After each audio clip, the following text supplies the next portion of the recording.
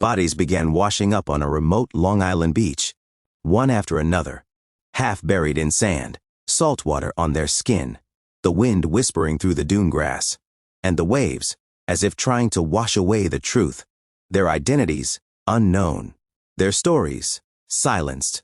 For years, no one could find the answer. Detectives searched, families waited, the ocean kept its secrets. And then, in 2023, an arrest reignited hope. This is the story of the Gilgo Beach murders. Stay with me, because you'll soon understand just how deep this mystery goes.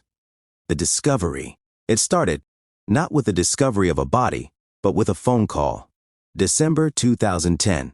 Shannon Gilbert, 24 years old, called 911. Her voice was panicked, desperate. She told the dispatcher someone was after her. Neighbors later said they saw her running, barefoot, through the marsh near Oak Beach. She knocked on doors, begging for help. And then, she vanished. Police began searching the area for Shannon. The search would change everything. On December 11th, officers combing the brush near Ocean Parkway stumbled across human remains. Wrapped in burlap, it wasn't Shannon.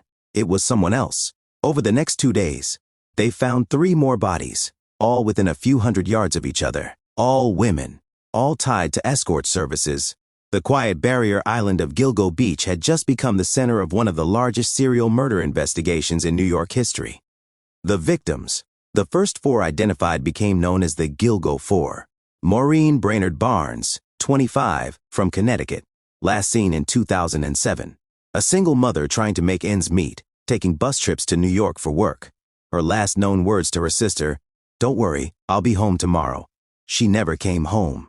Melissa Bartholomew, 24, from the Bronx, disappeared in July 2009. Her family's nightmare didn't end with her disappearance. In the weeks after, someone began calling her younger sister, describing in chilling detail what he had done to Melissa. The calls always came from crowded places in Manhattan, making them nearly impossible to trace. Megan Waterman, 22, from Maine, a mother to a 3-year-old girl. She traveled to Long Island in June 2010. Security cameras caught her leaving a hotel in Hauppauge in the early morning hours. She was never seen again. Amber Lynn Costello, 27, from North Babylon, Long Island. She told her roommate she was meeting a client. A client she said she didn't like, but the money was good. That was the last time anyone saw her alive. Each was found wrapped in burlap, a detail that would haunt investigators for years. The search expands. By April 2011, police widened the search. The brush gave way to more discoveries. Skeletal remains scattered across miles of beach. A skull here, a torso there. One victim, known as Peaches for a tattoo on her torso, was connected to the remains of a toddler. Another victim, dubbed Fire Island Jane Doe, was first found in 1996. Her remains now linked to the case by DNA. The total, 10 victims.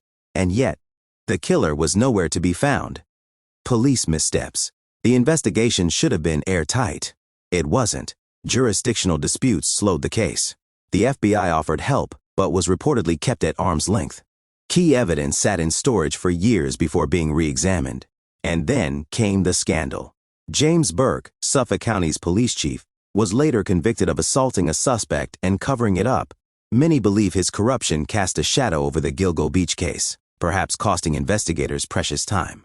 For the families, it felt like insult piled on tragedy. Shannon Gilbert's mystery. In December 2011, a year after she vanished, search teams found Shannon's remains in a marsh less than a mile from where she was last seen. Her cause of death? Officially, accidental drowning, but her family says otherwise. Her mother insists she was murdered. Her attorney argues she was chased that night, possibly by the same man responsible for the others. Shannon's inclusion as an official Gilgo victim remains disputed. Her 911 call has never been fully released to the public. Another unanswered question. The breakthrough. Years passed. Leads went cold. The killer, whoever he was, seemed to vanish. Then, July 2023, Rex Heuermann, 59 years old, an architect from Massapequa Park.